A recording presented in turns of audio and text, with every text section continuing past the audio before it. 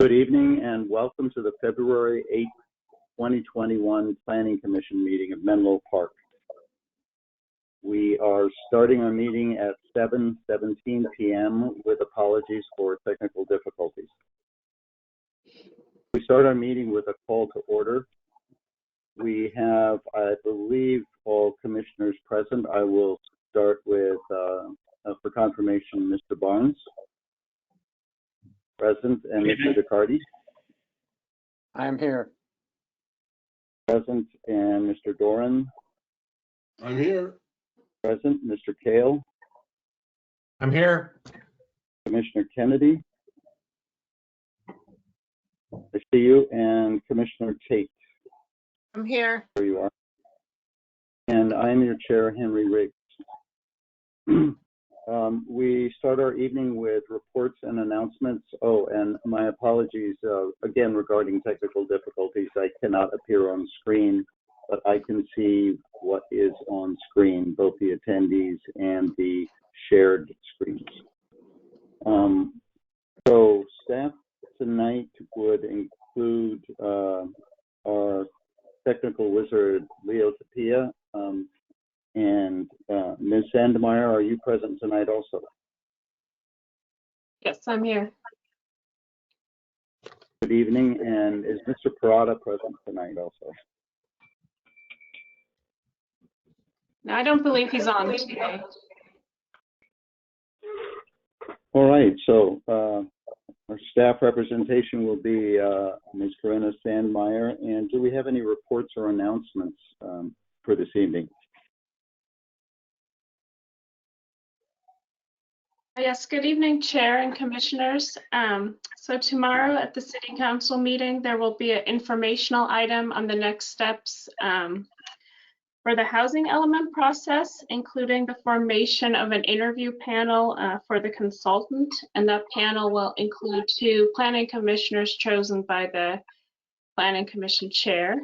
And that concludes my reports and announcements, but I'm happy to answer any questions. All right, thank you. Do we have any questions, Mr. Dicardi? Yeah, I just wanted to confirm that that'll be chosen by the chair. Just curious how that was decided. Ms. Sandmeyer. Yes. You know, I'm not entirely certain. There's a staff report for the City Council item tomorrow night. I don't know if that helps. Yeah, unfortunately, I don't know how the process was determined. Okay, thank you. Assuming we move forward with that process, and so far I'm not aware of any issues with that. Of course, I would be interested who among us would like to participate. So please email me and let me know. Moving on to item D, that is public comment. This is the part of our Monday night meeting where we invite the public to make comment on to the Commission on any subject not listed on the agenda and items listed under the consent calendar, which we have none tonight. Each speaker may address the Commission once under public comment for a limit of 3 minutes. Please clearly state your name and address or political jurisdiction in which you live. The Commission cannot act on items not listed on the agenda, and therefore the Commission cannot respond to non-agenda issues brought up under public comment other than to provide general information. So again, this would be items not related to the public hearing or our regular business discussing Planning Commission meeting times. So in order to indicate to staff that you would like to speak, on the GoToWebinar control panel on the right side of your screen, you will see a hand icon. If you click there, it will tell staff that you would like to speak, and we can connect you. So this would be the time to do that.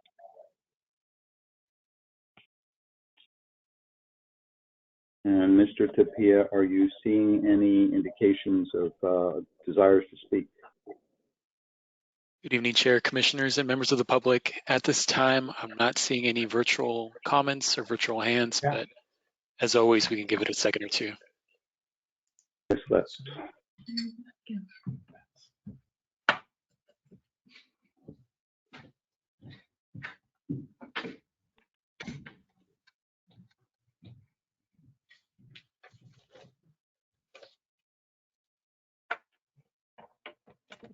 All right, absent any hand raised, I would like to close public comment at this time. And we'll move on to the next item, which is consent calendar, except that we have no items tonight. So then item F is our public hearing for the evening. This is an architectural control revision request, applicant Rich Ying, regarding 1540 El Camino Real. This is a request for a revision to a previously approved architectural control to demolish an existing commercial building and construct a new 2-story office building and a 3-story residential building with 27 residential units, with an underground parking garage serving both buildings in the SP-ECR/D, which is El Camino Real Downtown Specific Land zoning district. The proposed revision includes the addition of a rooftop deck, restroom, and elevator vestibule for the office building.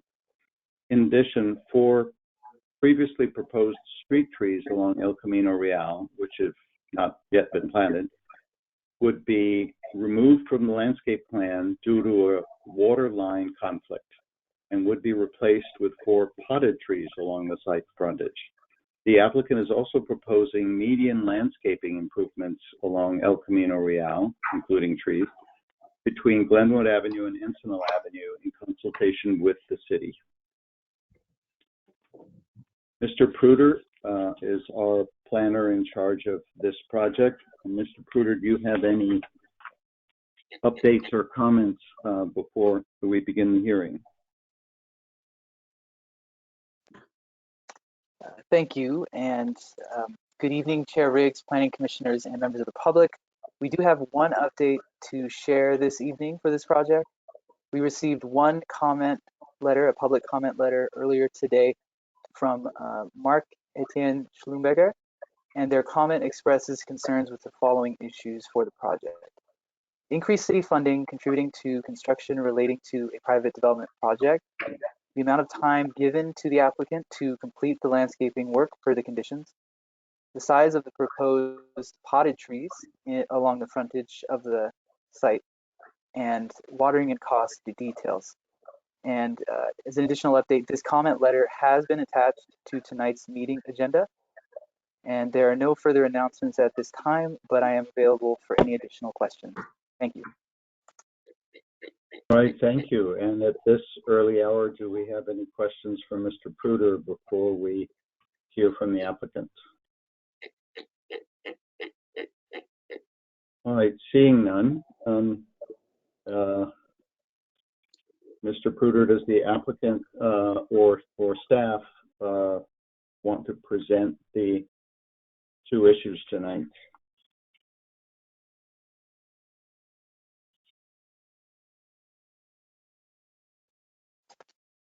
Chair Riggs, just to clarify, the applicant is available this evening, I believe.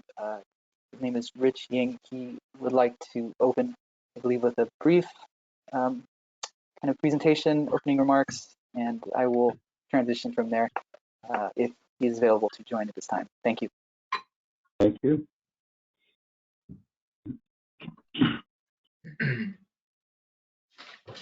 Good evening, everyone. Sorry, I have to apologize in advance if I start coughing uncontrollably. It's because I got COVID last month, and this lingering cough is just not going away. So I apologize. It comes up when I start talking. Sorry to hear that. Yeah, no, I guess I got it, and I've got some antibodies for a couple of months at least.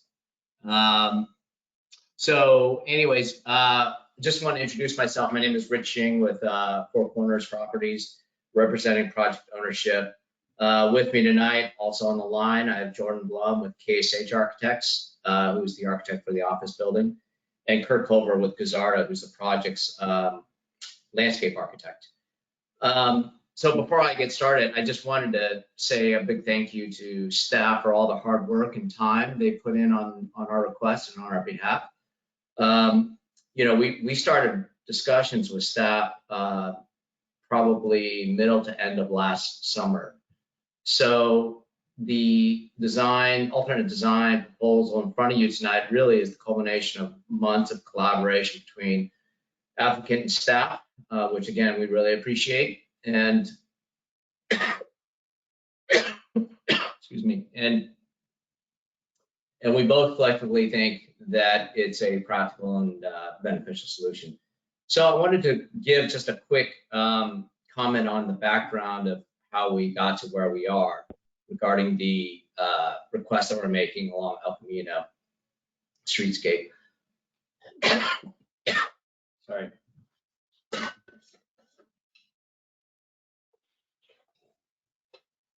When we purchased the property from the applicant who had originally approved the project in 2018, we weren't aware of the cost and the complications from the street trees conflicting with the existing water line.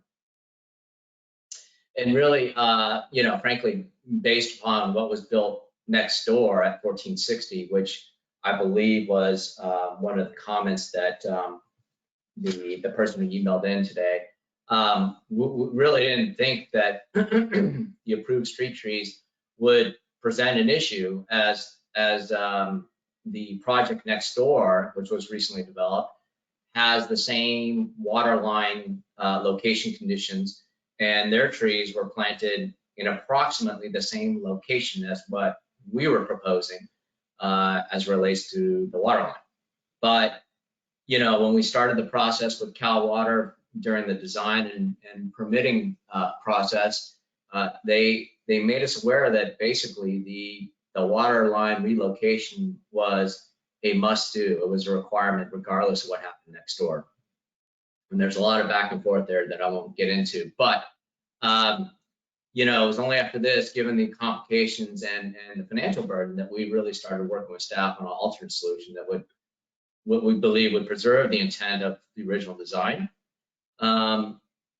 So as a result, we're thankful to be able to work with staff and present to the commissioners tonight. We believe from the very beginning that the project is a balanced mixed-use project with housing and office close to transit. So, we're really hopeful that the city will work with the applicant in a similar fashion as on other similar projects such as 201 El Camino. We believe our proposal preserves the original design intent. And more importantly, I think it adds an enhanced level of street presence along El Camino with the replacement of the median trees that, that doesn't exist today. I think the second half is fairly straightforward of our request, which basically relates to the addition of the elevator, vestibule, and restroom to an already approved roof deck. The one thing I want to highlight here is that both of these areas are located behind two wing walls, which were part of the originally approved design, and that will conceal these two newly added areas from the street and any neighboring buildings. I think the person who emailed in tonight also had emailed in that they were concerned that this roof deck would present an intrusion on his privacy, as they are located, I believe, at 1542 San Antonio. And so I want to just address that very quickly. The residential building, which actually fronts San Antonio, would actually be the building that fronts his building, not the office building and not the roof deck.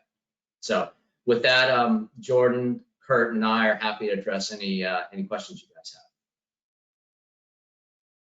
have. All right, thank you. Do we have any preliminary questions from commissioners before we go to public comment? And apologies, let me get on screen. Yes, Mr. Kale. I just want to make sure I understood that the neighbor did plant the trees along the, I guess, above or near the water line, and you're not able to do that. Did I understand that correctly? That's correct. We went to Cal Water and said, we actually tried to work with Cal Water on actually putting a concrete curb in because we said, hey, you know, the folks next door planted the trees in the same exact location. We were able to pull those plans, and they didn't have a concrete curb, and there's been no issue since then. And we're hoping that that we could add the addition of this concrete curb, which would hopefully mitigate any concerns they have about the root infiltration. And Cal Water said no, absolutely not. And then we asked them, well, what happened next door? And there was some history there, I guess. So. And is this the building to the right as you're facing the project from El Camino? Correct. And then just in general, can you tell us like how deep this water line is and where it is in relation to the street or the sidewalk? Yeah, I can tell you. If you just give me a second here.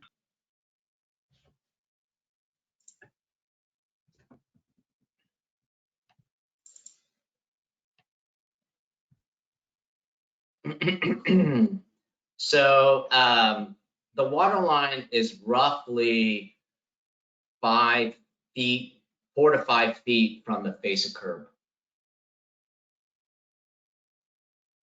And how deep? Actually, well, hang on a second. Let me see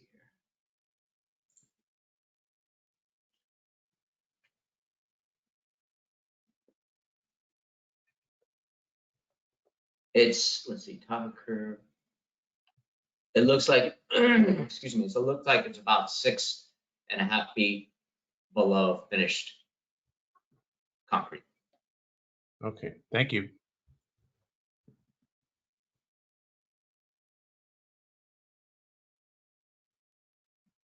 Any other questions at this time? Mr. Ducardi?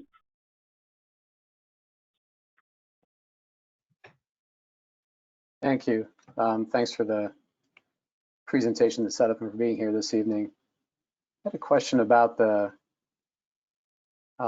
it's H23 in the packet, and I really appreciate the before and after throughout the whole thing to make it easier to follow.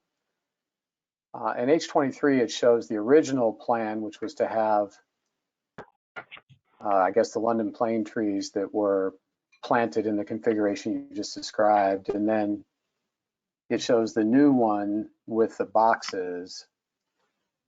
Those appear to be the same trees, and I just wanted to confirm two questions, which is, I don't believe they're supposed to be the same trees. You're replacing them with ornamental. And if you could describe the difference in height that will happen, what are we looking at here? Was that the projection of mature trees? And then what would the height be of mature ornamentals that you are planning for the boxes right now? Yeah, I'll comment. I'll comment briefly, and then I'll have Kurt kind of address the technical aspects. But yes, I think, were you looking at the rendering? Is that what you're looking at? I'm looking at the photos in H23 in our packet, or CA4.1 in the KSH architect deck. Right. Okay. So you're correct that the trees, I believe, originally were London plane trees or sycamore, and now what we're proposing is a maple tree. As it relates to the height, I'll let Kurt speak to that.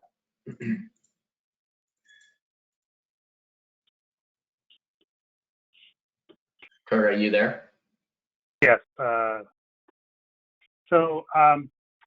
Yeah, I apologize for the confusion of the rendering. This was a professional rendering done by an outside source. So this is kind of a generic tree. But the initial tree was a London plane tree, could get 40 to 50 feet tall in favorable conditions. The Acer Bergeradium, which is proposed by the city arborist, will get to about 20 to 25 feet in height. Great, thank you. I appreciate it. And while I'm speaking through the chair, unfortunately, I have to leave at 8:30 this evening, and I'll just bow out at that time. All right, thank you. All right, so any other questions at this time? All right, seeing none, let's open this up for public comment on 1540 El Camino Real. Again, for those who are interested in commenting on this project at this Planning Commission meeting, on your go-to webinar control panel on the side of it, there should be an icon of a hand. And if you'll click on that hand, it will indicate to staff that you would like to speak this evening. Excuse me. And if it happens that you are unable to make that connection, it is also possible to type in a question on chat, but we would certainly prefer and welcome to hear your voice. So, Mr. Tapia, I believe we have one phone caller. Good evening, Chair and members of the public. We do have a virtual hand at this time. With your permission, I would like to introduce the speaker. Please. Okay. So as a reminder to the speaker, if you can please state your first and last name and your political jurisdiction or your organizational affiliation. So Mark Schellenberger, your microphone should now be active, or at least you have the ability to activate your microphone. All right, good evening, commissioners, members of the public. I'm Mark Etienne Schlumberger, resident 1542. Appear to have been the only person with comments so far. I appreciate the clarification on the roofing component. And that, well, definitely helps for my concerns. As far as the trees go, well, I mean, fundamentally, if my question would be, if it was that much of an issue early on, why is it only being raised? Why is it only being raised now, rather than beforehand? Beyond that, I've pretty much expressed in writing my main opinions and thoughts on the matter. All right, thank you very much for speaking and for writing earlier and highlighting these issues. So, Mr. Tapia, do we have any other callers? There are no other comments at this time, Chair Riggs. All right, thank you. I think we can go ahead and close public comment. We have the benefit of written comment and verbal tonight, and they are certainly on two subjects that we intend to discuss. So I will close the public hearing portion, and we'll bring it back up to the dais for additional questions, comments, and so forth on the project. Do I have any comments?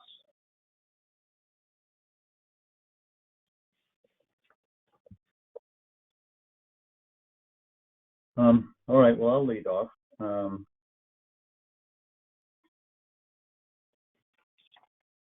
So I certainly was, I was going to ask earlier about the history of the water and how it came up in this process. It actually, I hate to say it, but it sounds like a familiar story for those who have followed the two largest projects on El Camino Real. We've noted that the Stanford project held still for several months last year, or a year ago. And I remember contacting the project manager at Stanford and being told that there was an issue with Cal Water and that they had decided that the water line had to be moved. after the approval of the project through Menlo Park and the normal processes, and that that was a major undertaking. It was months of work, and again, it was identified after the project was otherwise approved and had gone through reviews of all the agencies. This is a disappointing process, certainly, but Mr. Ying and his company are rather stuck with it. So I have an understanding, I think, of that. I was concerned about the addition on the roof until I saw the plan and realized that this is entirely within wing walls, I believe, that this would not be readily visible from either El Camino or San Antonio. I do have a couple of questions regarding planting trees in the pots. And the first would be, and I guess I'll direct this to Mr. Pruder, has the city arborist acknowledged that the proposal is to plant these trees in pots considerably smaller than the 300 cubic yards that he had recommended?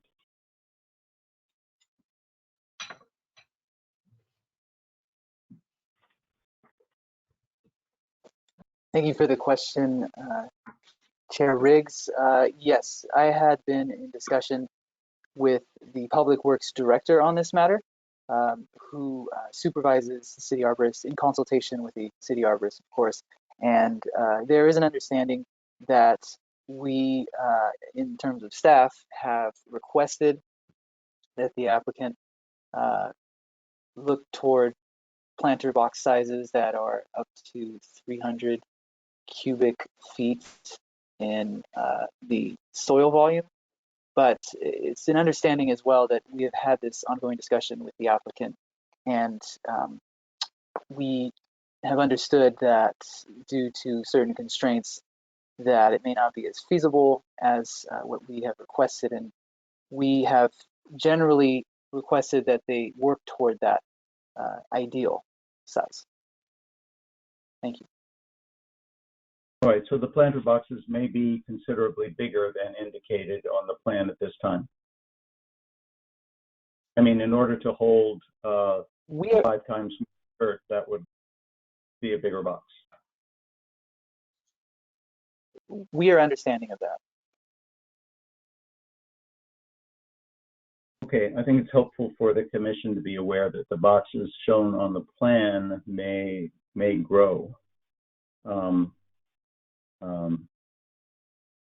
And that this will be worked out with staff for the long-term viability of the trees.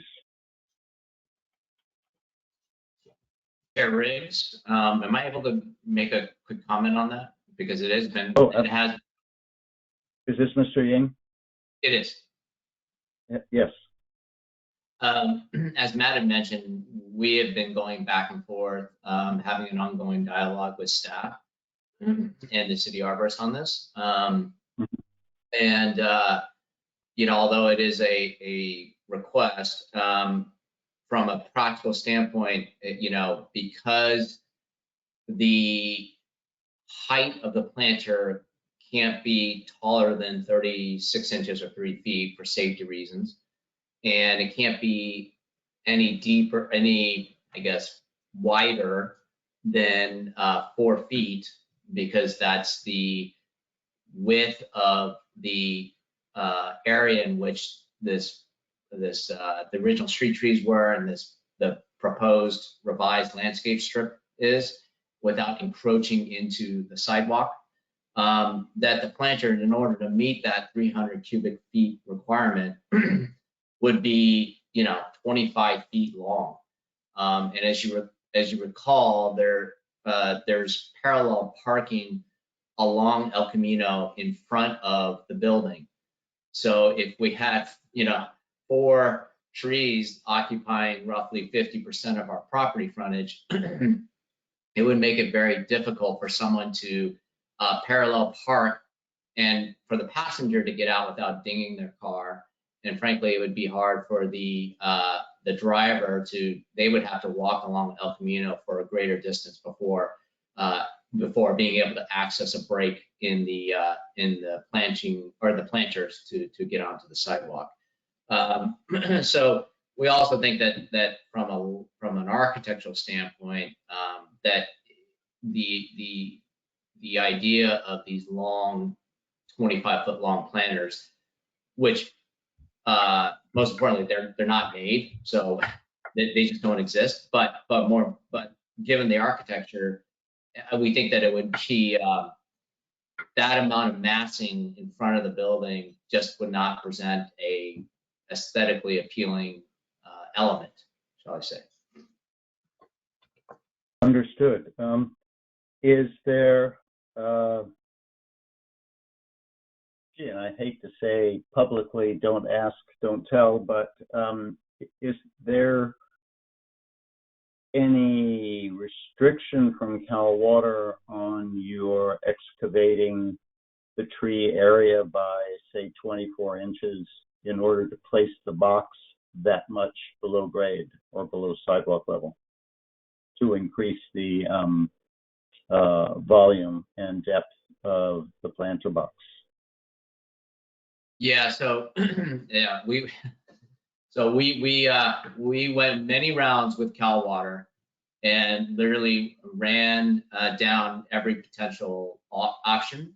And that was a question that we asked: can we bury a planter? Can we choose a different species that is perhaps less intrusive? And the quick answer is no. Basically, Cal Water basically gave us the Heisman, if you will, and they basically said, hey, the minute you dig near our water line, you trigger the relocation requirement. We don't care what's going in there, which is why we're proposing these potted trees. They basically said, and then that's how this whole thing morphed. We did ask, well, what if we didn't plant any trees and we just planted just ground cover, like type landscaping or softscape?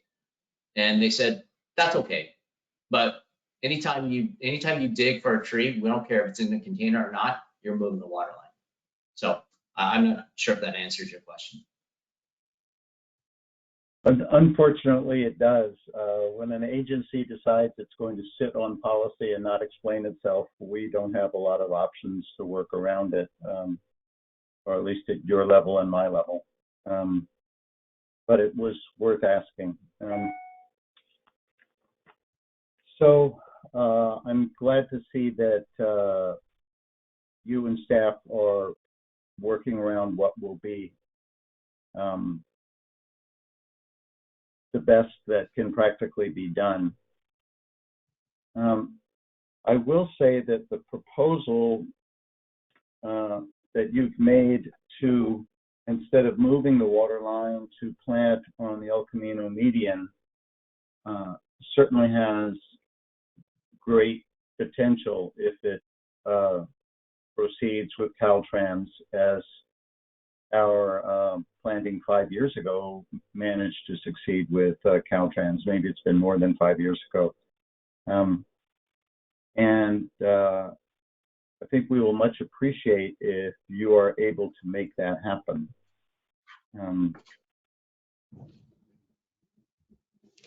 So I'll share that my inclination toward your requests are positive, and perhaps that will prompt some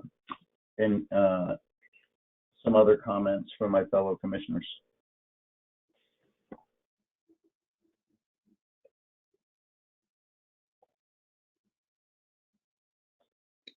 All right, Mr. Barnes. Hi, good evening. Thank you, Chair Riggs. A couple thoughts. The first question to Mr. Pruder, excuse me, through the chair, if it's acceptable. Question to Mr. Pruder. So, Mr. Pruder, on these planter boxes, how does the city monitor that the box in the planter stays robust for an extended period of time, given that some of the challenges being a planter are different than being in ground? Is there any check that goes in after a period of time to make sure that they're healthy, they're growing, they're well irrigated, properly irrigated, so to speak, and that they're of good health?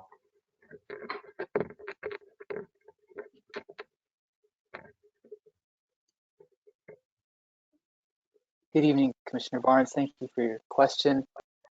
The main items I would highlight are just what's indicated in the conditions of approval in the should say attachment A, recommended actions, which are the proposed conditions of approval.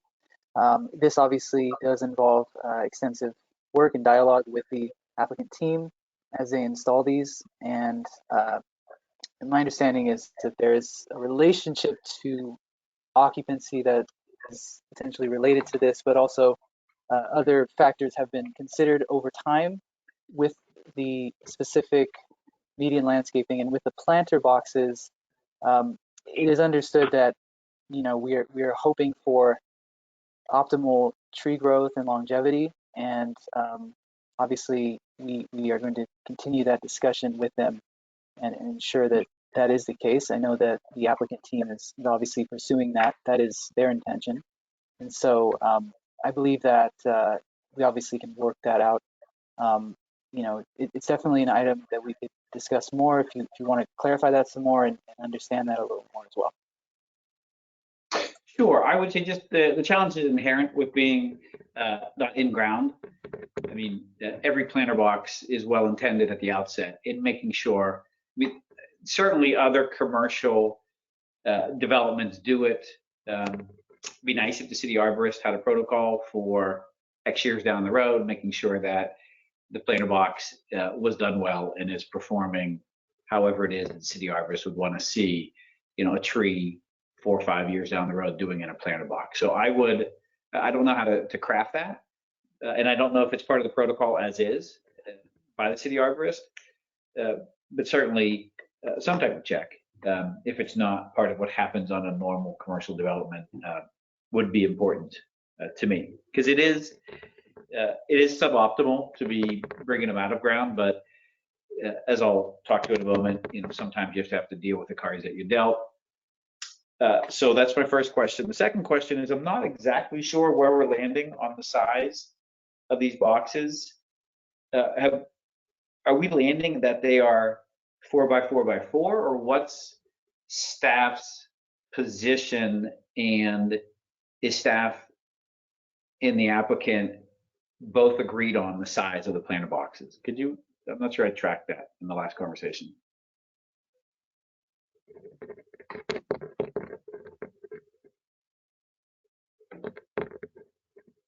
And I'm sorry, that was a follow-up question to Mr. Pruder through the chair.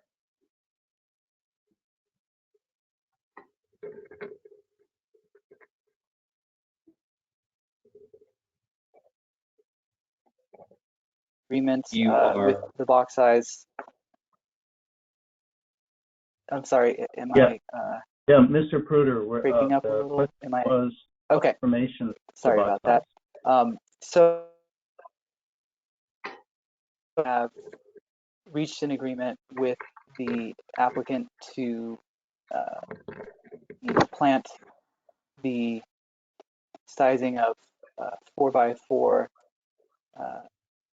by 4, but it obviously could be discussed further.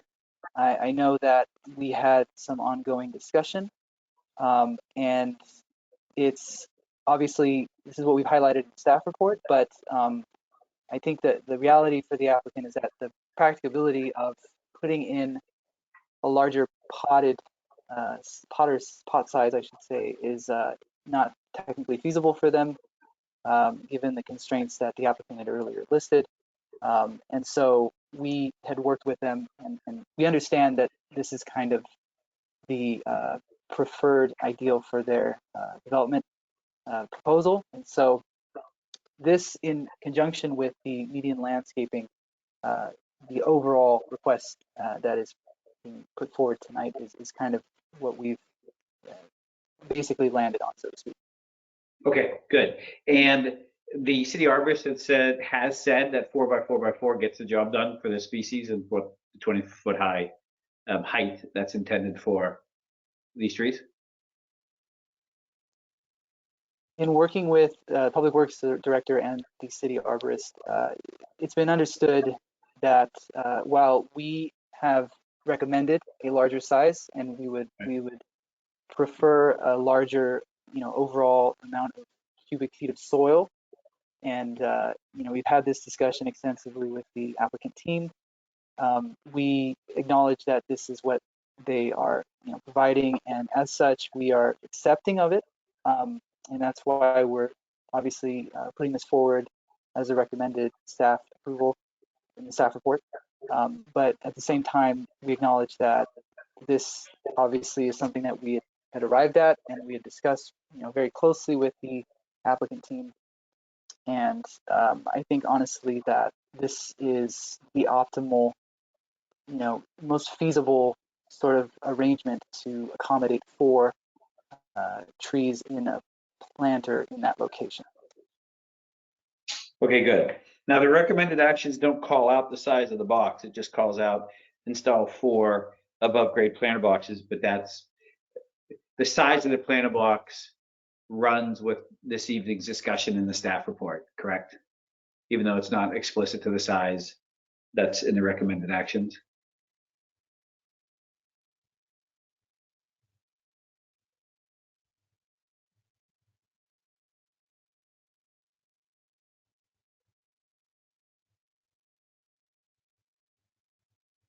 And just for the record, we are having some technical difficulty with Mr. Kruger's connection, and that's why we don't have an answer at this moment. We'll give it 30 seconds to see if we can get a better connection. Commissioner Barnes? Yes. This is the applicant. May I make a quick comment in regards to your questions? Check in with Chair Riggs, if you would, please. Chair Riggs? Yeah, Mr. Ying, please. So I think your first comment was, well, frankly, I think both your comments were really kind of addressing the concern of how the trees will perform in a potted environment. Is that correct? So for clarification, there's just 3 things I want to confirm. A, yes, that is there a check after a certain period of time, given the planter situation? B, is this something the arborist has bought into in terms of, yes, this is the right size and the right species? It seems yes, but I want clarification on that. And C, what is the agreed upon size? Because I wasn't entirely clear from that or the staff report. So those are the 3 things that I was trying to nail down as I just proceed through. Okay, so I just think overall, we are incentivized. Our interests are aligned with the city in how the trees perform down the road. We certainly don't want a chintzy looking tree that doesn't perform well in front of our building, that doesn't lend itself to what our objective is. And then as relates to the size, just one correction, I think Matt had mentioned 4x4x4. Our recommendation is a 3-foot tall planter, just given the safety nature of it. We don't want something so tall that might be able to obstruct somebody hiding behind it. That also speaks to the width of it. And so, I think the reason why we chose a square planter or square pot was that if you see along the elevation of that rendering, the 4 pots are centered on the glazing elevations or glazing sections of the building. And so, we looked into potentially increasing the size, but we also wanted to make sure that that we were not jeopardizing what the visual objective was of the potted plants in relation to the building elevation. Got it. Okay. So just in general, I'm favorable in terms of, look, this has to be done. It has to be done. I'll say that to my fellow commissioners. I think there is some daylight in terms of what exactly we're talking about. Are we talking about 4x4x4? Are we talking about 3x4x4? There's some lack of clarity. I would like to see that when we get staff back online, just clear that hurdle in terms of what exactly is seen to be, going to work. So I'll put a pin in that in terms of the exact dimensions, but progress in the interest of time. So on balance, it's an unfortunate development, but it's one that I think we can work with. I think the addition of the median trees is very, very welcome. I think these London plane trees perform much better than crepe myrtle. And I think the consistency of the look along El Camino will be enhanced. So that part of it I'm in favor of. And then the part of it which is related to the addition of the rooftop deck restroom and elevator vestibule for the office building, that's fine as well. So those are 2 or 3 pieces. And curious if Mr. Pruder's come back online just to confirm the size of these darn planter boxes. Mr. Pruder. Yes. There we are. If I may, through Chair. Yes.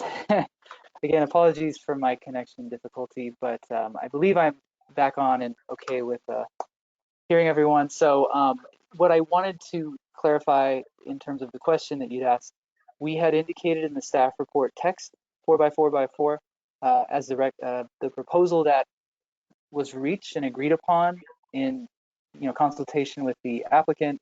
The applicant is presenting a recommendation to have a 3 feet height of the planters instead at this time. But at the same time, in the conditions that we've written and drafted up for the recommended actions, attachment A, we did not specify in those particular condition words the exact amount, and we wanted to give that understanding for the applicant to work with staff. And if you would prefer, obviously, to rethink that and possibly prescribe something more specific in the conditions of approval, we can obviously entertain that and look at that and take on whatever the decision is this evening. But based on the situation in terms of the discussion we've had with the applicant and our consultation with them over this particular matter, we have generally landed at the 4x4x4 sizing. That was what was indicated in the staff report, and the plans indicate that as well in terms of the square shape. But again, we could definitely be more prescriptive if necessary. Thank you. Thank you for that, and welcome back. So with that, I will thank you for the explanation. I'll make a motion, put a motion on the table to approve the the architectural control revision per the staff report, with the understanding that the actual size of the planter boxes can get worked out with staff. Staff right now is at 4x4x4. If staff can be persuaded via conversations with the applicant to go to 3x4x4, I'll leave it at the discretion of staff to make that call. I don't know that I know best practices on that. So with that, I'm making a motion to approve this architectural control revision per the staff report. Thank you. Thank you, Mr. Barnes. And before I get to a potential comment by Commissioner Kennedy, I'd like to ask, I'd like to second the motion if the maker would include a couple of options. One is, and this is with appreciation for your questions, we have so far identified a mutual intention for long-term maintenance of the 4 trees. I'd really like to put that in the use permit so that it's enforceable.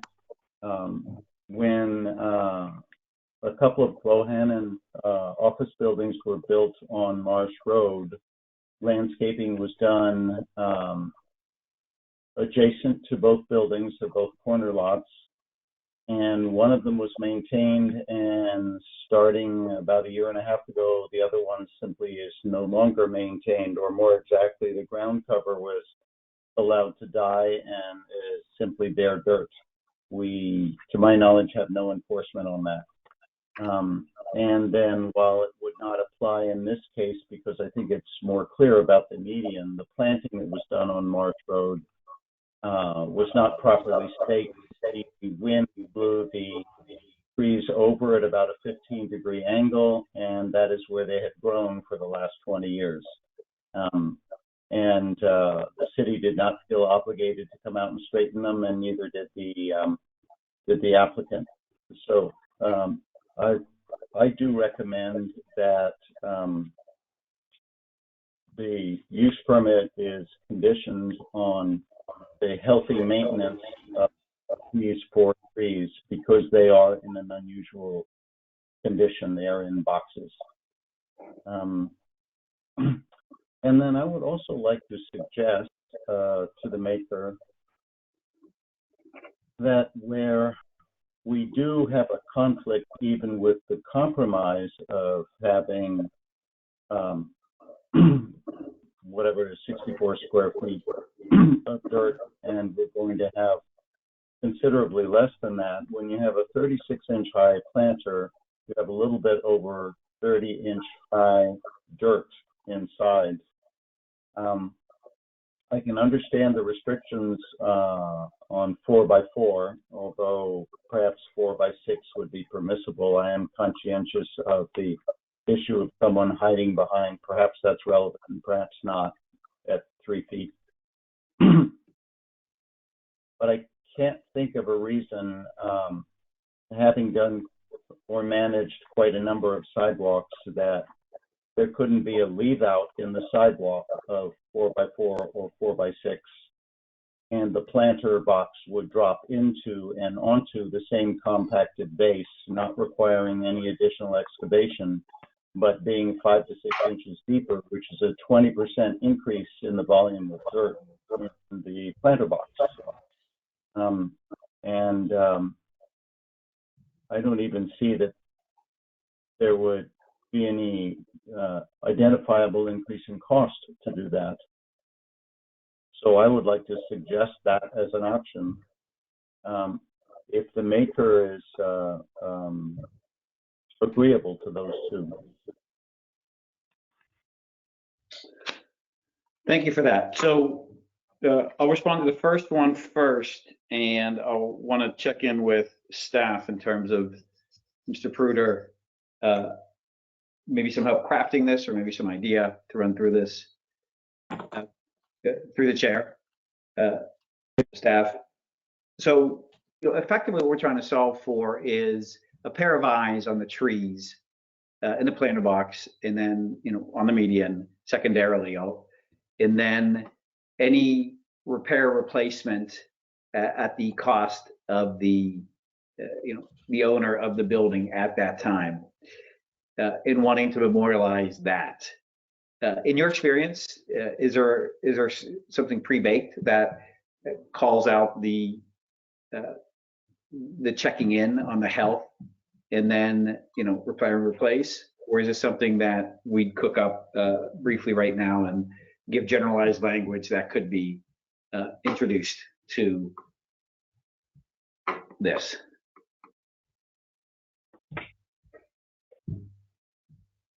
Thank you, Commissioner Barnes. My understanding is that typically this is a little more of a customizable approach. I have preferred to defer this to the Planning Commission liaison as well, perhaps to help weigh in on this. There is obviously a lot of improvement proposed along this stretch of the frontage in the right-of-way, including the sidewalk improvement to widen it. And that's part of the earlier proposed project. So I believe we could definitely consult more with Public Works to definitely understand that condition. Sorry, I shouldn't say condition, but the situation, I should say, unfolding in that space with respect to the sidewalk and other components in front of the property itself. Okay, so effectively, there could be a condition which says that project shall be subject to review the added trees in question shall be subject to review of the city arborist in the frequency and manner at the discretion of the city arborist. And should there be a need for review for any replacement or repair to trees, it is done at the applicant's expense. Something along those lines. Is that, from a staff perspective, how would that land? I believe that's something we could definitely consider. Planning Commission liaison Sandmeyer can also Good evening, assist with please this question. I would help steer us through. defer to her. Thank you. Yeah, I think that wouldn't be a problem to put a condition in like that to check on the health of the trees. Okay. And to have the applicant replace them if they're not, if they don't survive. All right, good. Thank you. It would be more potted trees, correct? That this condition would be relevant for? Is that Mr. Yin? Yes, that is what, and let me just perhaps simplify this.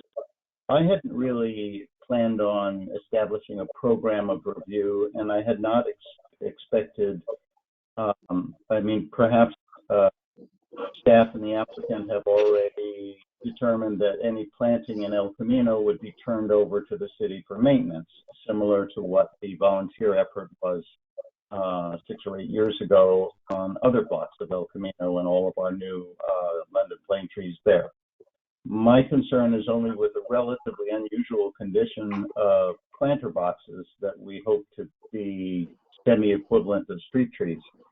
And I don't think we need to do anything other than to include in the use permit that the applicant shall maintain these trees in good health and replace as necessary.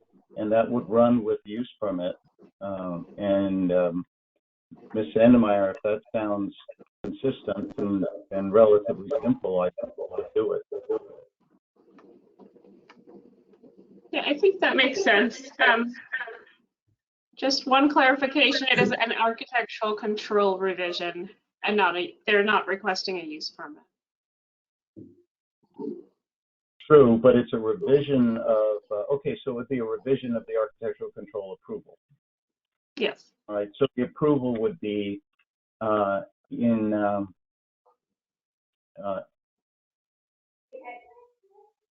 trouble if this is not. I want some enforcement ability for the city, and is hinging it to the architectural control approval. That should be enforceable, right? I mean, if they remodeled the exterior of the building in conflict with the exterior, with the architectural control approval, that would be an issue, right? Yes, it would be Right. enforceable.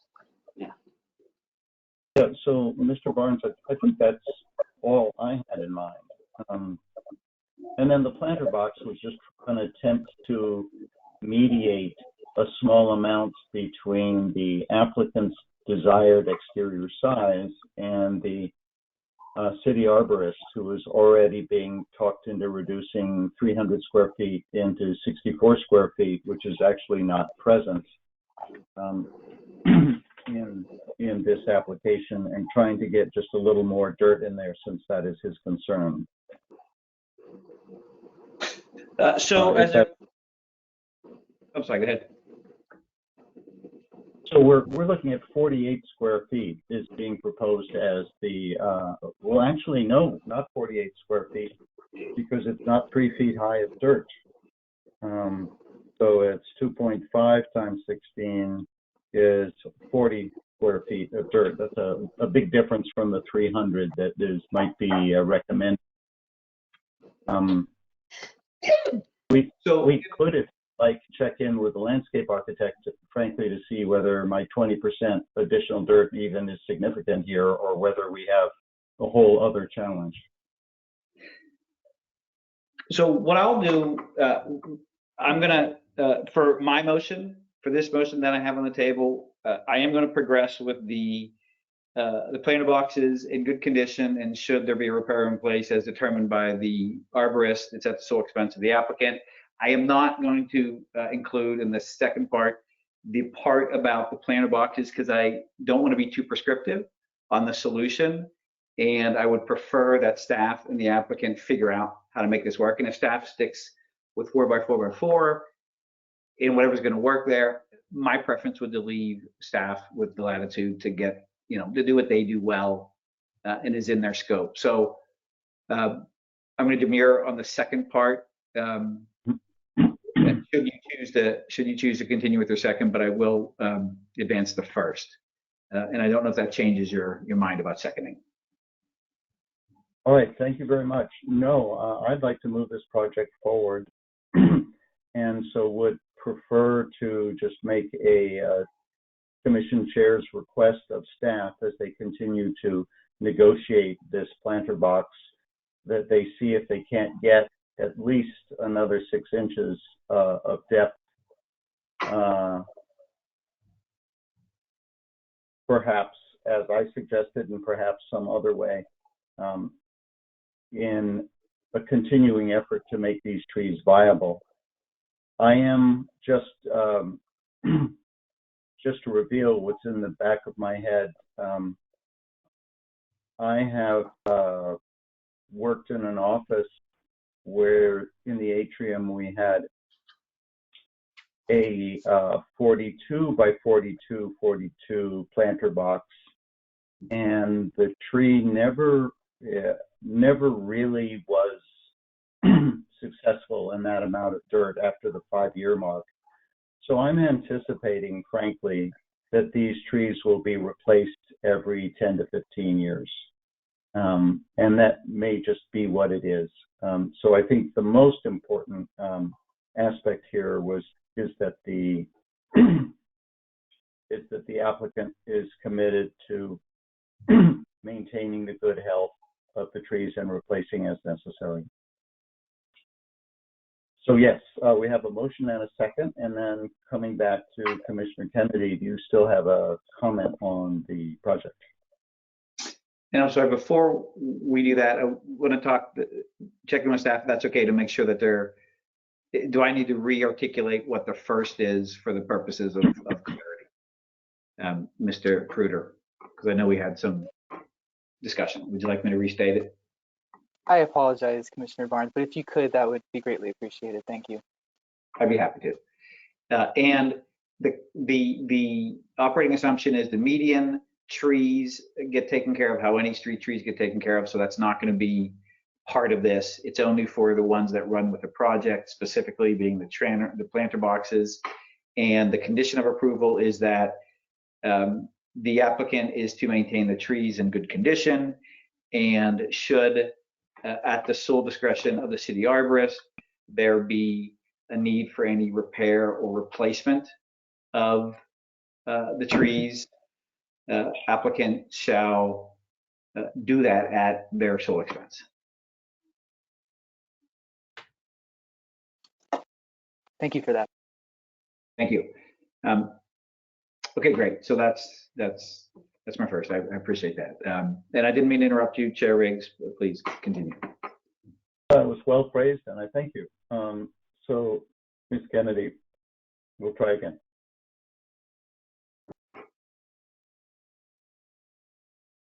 Your microphone, your audio. Ms. Kennedy, we don't have audio. Nothing.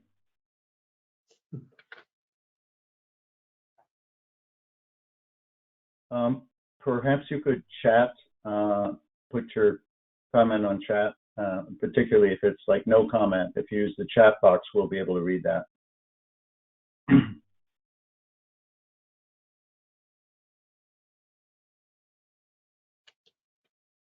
This is a technically challenging evening.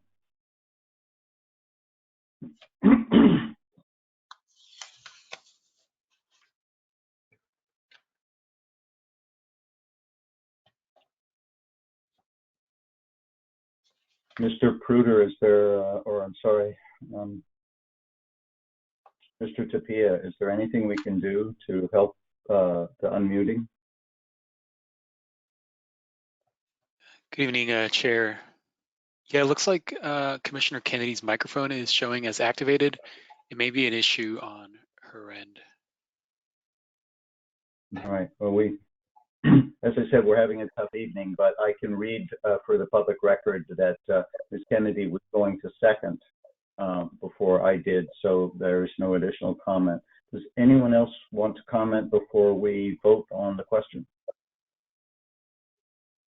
All right, so we will vote, and I'll call the roll, starting with Mr. Barnes.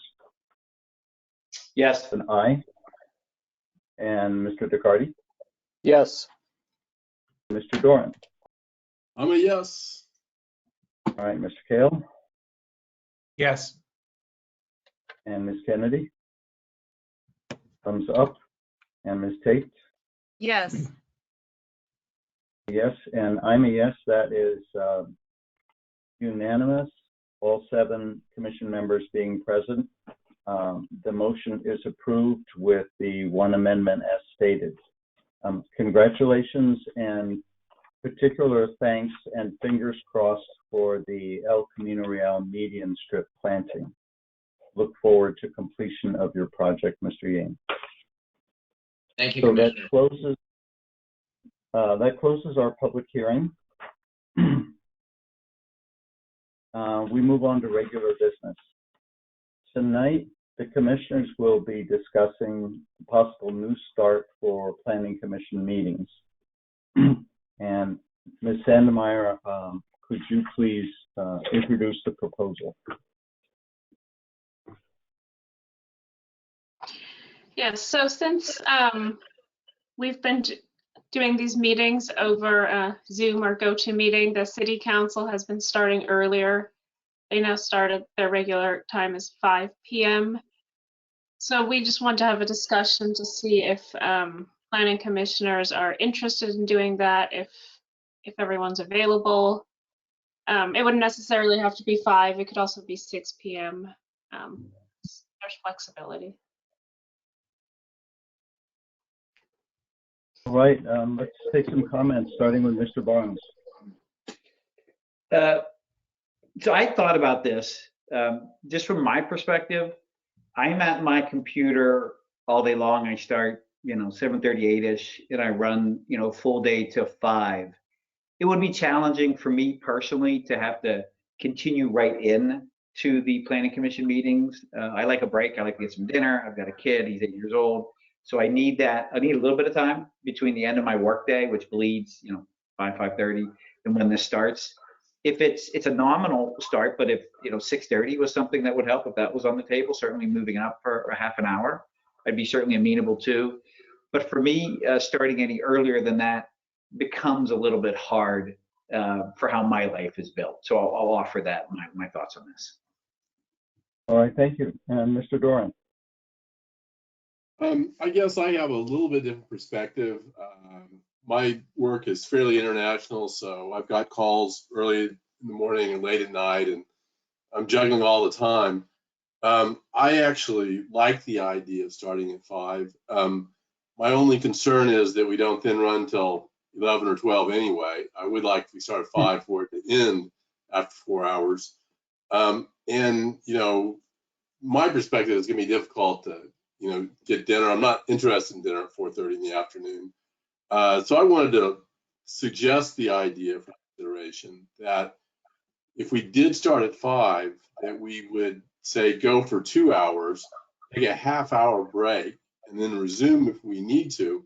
There are some meetings that can actually finish in 2 hours and be done at 7 and not come back. But if we're not, we take a half-hour break, we go for another 2 hours, but we have the understanding it's a 4-hour meeting, that we adjourn by 9:30 unless we vote to continue beyond that. That's just my thinking. And I understand everyone's got different schedules and different parameters and needs and constraints. So, I'm pretty flexible. That's a very thoughtful concept. Ms. Kennedy. Oh, we still have audio problem. Do you want to try dialing in on your phone? That's what I did, the 562 number. It's area 562-247-8422. And then it gives you similar options to join webinar.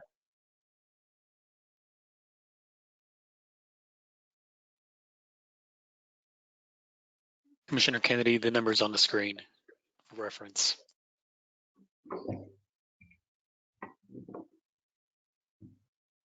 And Mr. Kale, in the meantime. Thank you. I just wanted to notice that I'm flexible too, but I was curious if this change is proposed just during our remote meetings, or is this a ongoing change after things resume to normal? I'm assuming that we're only going one step at a time, but Ms. Sandemeyer, how do you see it?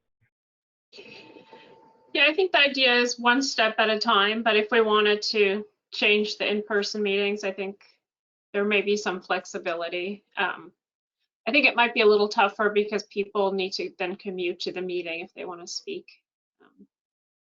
But I think we'll be doing remote meetings for a while, so. I'm inclined to agree with both. And I want to make sure, Mr. DeCardi, before you have to leave, do you have any comments?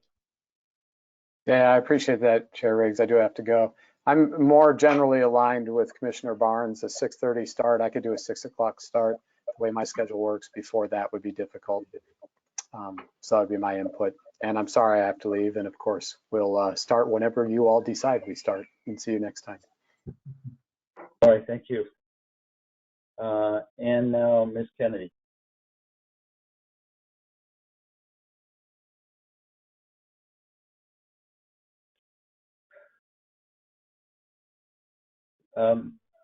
I don't recall if I had to do anything on the phone to get it to go.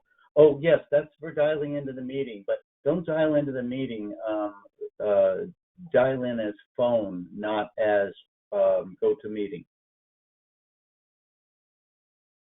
Just that 562 number. And then you'll put in your regular meeting ID that's on screen there and the second bullet. And in the meantime, Ms. Tate. My preference would be to start earlier. 6 o'clock is fine, but 7 o'clock start and ending at 11 is a lot. So the overall hours you would like to limit to 4 hours? Is that what you're suggesting, or less? Vice Chair Doran mentioned something about 4 hours, but just starting earlier is good also. All right, because you mentioned ending at 11. Well, not ending at 11, starting at 6 and ending before 11. Okay. All right, and Ms. Kennedy, do we have audio for you?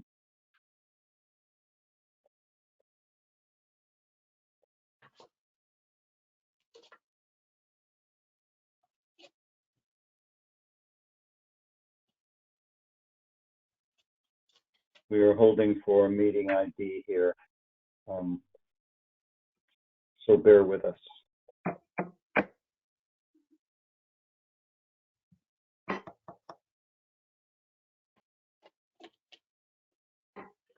Ms. Kennedy, I thought I saw you. Yes, it looks to me on the panel that you're connected.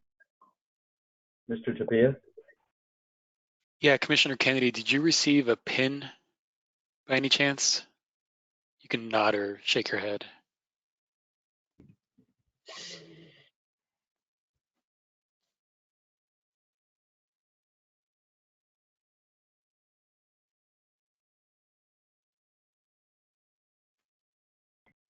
Okay, looks like your microphone is now activated, Commissioner Kennedy. You should be able to speak. Yes, I'm on my phone. Yes, can you hear me? Yes. Awesome, great. So I would love I would really appreciate an earlier start time. So I'm on an East Coast schedule, so I'm at my computer at 5 a.m. every day. And I'll say that the challenge is the meetings that go beyond 10 o'clock. But I do think that if we started at 6 or 6:30, that's great. But I also would like to ask that that there are projects that are very straightforward, and we seem to spend an hour on them regardless. And I think that we all need to kind of, if we're not adding anything substantive, let's try to hold those comments and not belabor issues. I think it starts to get really tedious, and I think we are we're all spending way too much time because of COVID at our computers. I'm a single parent. I've got 3 kids. I've got kids on hybrid. I've got all kinds of things, as we all do. So by 7 o'clock, I am at my edge. And 4 hours in, it's not my best work. I don't think it's any of our best work.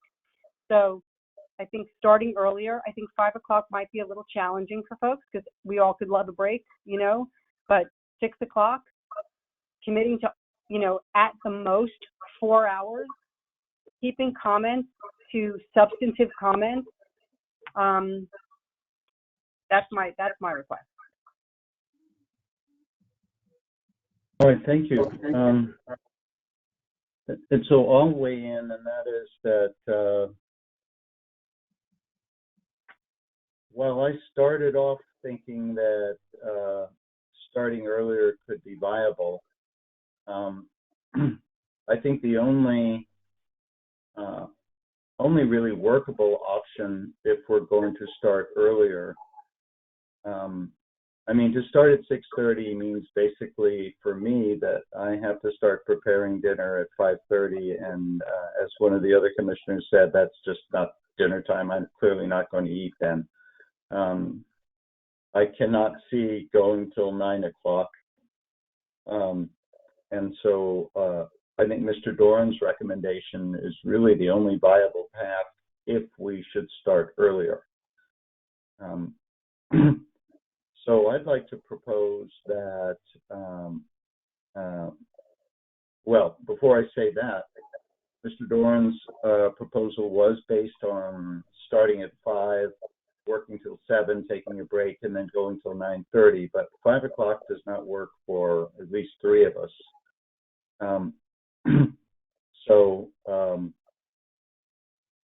Frankly, I'm not sure how we could, potentially we could start at 6 and have a 7:30 break, and then have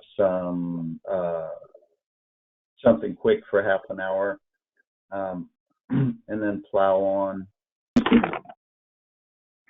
I am more than a little concerned that these meetings are now going to go to 10 o'clock, only we started an hour earlier. And so I have a lot of concern about that. But if we're going to choose between making a change and not making a change, or at least, as a starting point here tonight,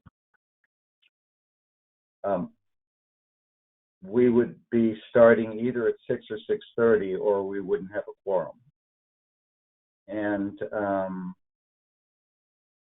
so let's propose 6:30 to 9:30 with a half an hour break, and see if enough people are interested in making that change to move forward. As Ms. Sandemeyer said, we're not, obligated to make this change. This is really an offer to see if it works better for us, if I understand it. So that's my proposal, that we give at least a straw vote to a 6:30 to 9:30 with a half-hour break. See if that really makes any difference to anybody. Would others like to propose another option to vote on? Mr. Doran first, and then Mr. Barnes. I don't actually raise my hand before you asked for an option to vote on, but I actually think that given the diversity of views on the panel, I'm not sure that we can do better than the status quo, although I definitely take Commissioner Kennedy's suggestion to just try to tighten up the discussion sometimes. I'm sure we can squeeze a few minutes out of some of these debates, but it's hard for me to see a compromise that's going to work for everybody better than the current time. So I think I'm going to withdraw my suggestion.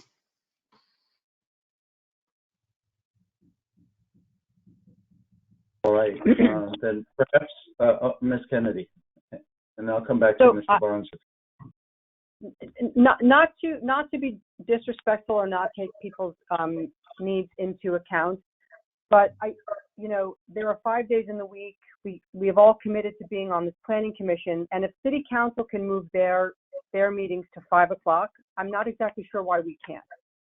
It's 2 meetings a month, sometimes 3, and I don't think starting and then having a break and then getting back on is feasible, simply because it's like herding cats, and it's like you're never going to get everybody back in. It's just not going to work. So I think, the 9 o'clock, the later day time, I've had a lot of conflicts. Again, my work schedule is all over the place. I'm here as often as I possibly can. I know my colleagues on the commission also have issues where having to drop off early or having to, miss, we all have these things. But I do think the time and the fact that they go on forever is really challenging. So, I would request that we start at 5 o'clock, we tighten up the meeting, and if we can all have better practice, maybe the meetings are no longer 4.5 hours. Maybe we can get them down to 2 or 3 hours, right? And we become significantly more efficient. I think that's also part of the issue. So I would suggest either we start at 5 o'clock, city council is able to do it. I don't see why we can't. Right, well, I actually am hearing some reasons why we can't. Before I get to Ms. Tate, Mr. Barnes, did you had a hand raised earlier? Yes, thank you for that. I'll yield to Ms. Tate. I'm curious to hear what she has to say. I believe that city council does take a dinner break. Maybe staff can confirm that. Although, so I would prefer like whatever time we start that we do not take a break. But 5 o'clock might be a challenge for some people. It works for me though.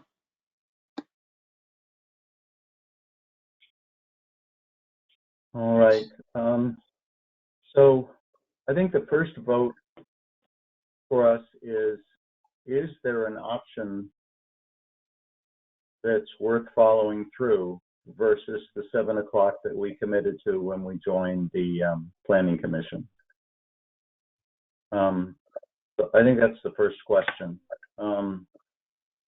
Would you all raise your hands if you feel that there's an option worth voting on in opposition to the current 7 p.m. start?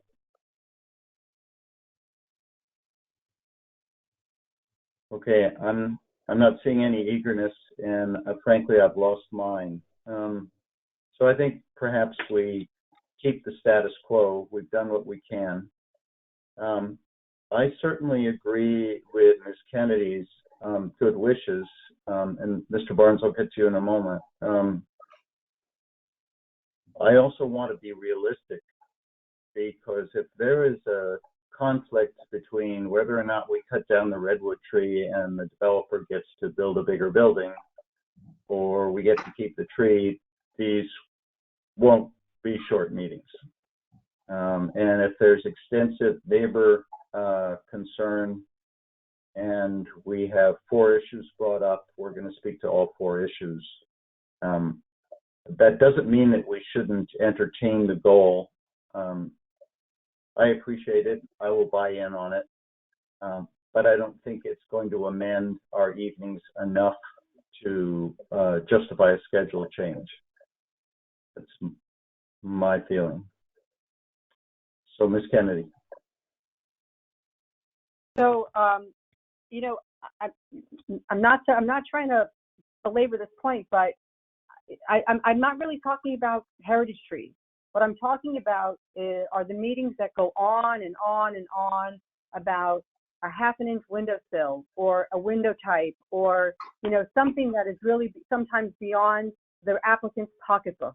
They're trying to build the best house for their family, and we get into this circular conversation for. So there was a project in November or October, and it was a simple project, and almost everyone had something to say. That 2 hours later, we were still on the first project, and it was a simple project. It was nothing structural. It was all about the choice people were making about, you know, can't you just find some extra money to invest in such and such? And that to me is completely against the ethics of this whole commission. And it's that kind of wasting of our time that I'm talking about. So, I mean, honestly, we have to figure out a way to keep these meetings shorter. We have to stay on track. We don't have to talk to hear ourselves talk. That's all I'll say. I'm assuming you're talking about primarily aesthetic issues, and I realize that there is a difference of opinion on this commission as there has been on previous commissions that I've been on, as to whether our charge actually includes or does not include architectural control, particularly when it comes to undersized lots. I don't think that difference of opinion is going to be resolved anytime soon. Certainly not until council authorizes design guidelines. But nonetheless, your comments are heard. Mr. Barnes. So for the purposes of finding out whether, why we're talking about what we're talking on, may I ask the chair to ask the commissioners to raise their hand if they feel that a earlier start time is better for them? And then if the answer to that is yes, then we could go to the next substantive discussion is, okay, when? But I don't know that we've established that, and I'd like to establish that, because if it is something that's a benefit, then let's have a substantive discussion of what that might look like and see if there's a basis for agreement on that. So if it's amenable to the chair, can you simply query the other commissioners as to whether this is seen as something that we want to do? I don't see any reason not to. So let's just do that. Please raise your hand if you think an earlier start time would be preferable for you. I have Ms. Kennedy and Ms. Tate. Okay, so we've got, and yep, sorry, good. All right, and then a couple of hand waves. And then I guess speaking for myself, I don't see the benefit for myself. I'm certainly willing to go with a majority, but no, I don't see it. So Mr. Decardi was lukewarm but willing. So I do not see a majority here, unless I'm misreading this, to have an earlier start time. And for the record, if it was of value to my fellow colleagues, I would get myself to an earlier time. I'm not opposed to it in any way, and even trying a 6 o'clock. If it was of enough value to Commissioner Tate and Commissioner Kennedy and Commissioner Doran with his schedule, that it seemed to be of value, then I would go with it. But I'm not going to make that call whether it's something I'm going to pursue or not. But my position is I would go earlier, make it work. Not 5, I could do 6, and I'll leave it at that. But as far as whether it's something we want to pursue. All right. So my summary is that 2 people feel it would be helpful, and the rest of us, or at least 4 out of 5, feel they could work with an earlier start time, but not necessarily, but yes, could possibly work with, but have not indicated it was a benefit. I think the purpose of this exercise was to see if there was a desire to make a change, to indicate that the city is not going to hold us to 7 o'clock if we wanted to make a change. And my reading is that there's no consensus to make a change, and we should continue on.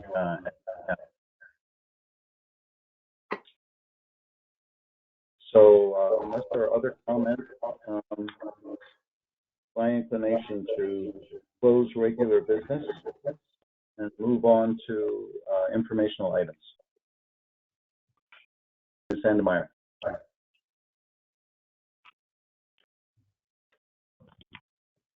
Okay, so I have an update on the projects that are scheduled for the meeting in 2 weeks. So we have the 1162 El Camino Real project. That's new residential units. It's architectural control. And then there's a smaller architectural control at 2440 Sand Hill Road. We also have a single family home in a hazmat use permit, so it'll be a longer meeting. And that concludes my updates, but I'm happy to answer any questions. What was that first address? The 1162 El Camino Real.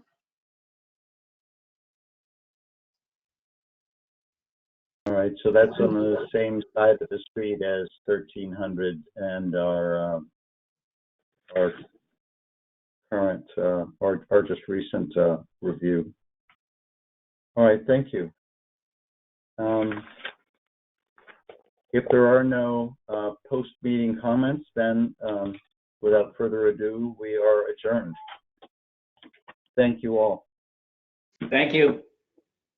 Thanks, everybody. And I hope we can be technically more successful next time.